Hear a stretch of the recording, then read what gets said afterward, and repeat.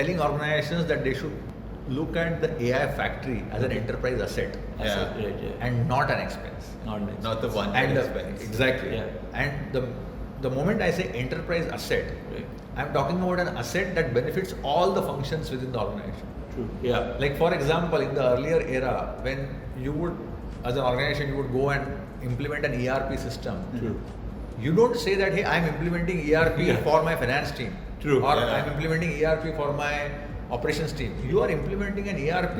Right. It is an enterprise asset, which every department in the organization is going to benefit with. True. In the same way, we are recommending that organizations look at implementing AI factories. True. Okay. Now, these AI factories could be on the cloud, they could be in their own data centers, whatever is amenable and whatever is the organization's philosophy. Yeah. But essentially what we are saying is organizations need to take control of their AI roadmap. Yeah. True. They can't be outsourcing it to someone who is dictating terms for them. They have to take control of their AI roadmap and their AI strategy so that tomorrow when it scales in the organization, they don't have to look here and there for the risk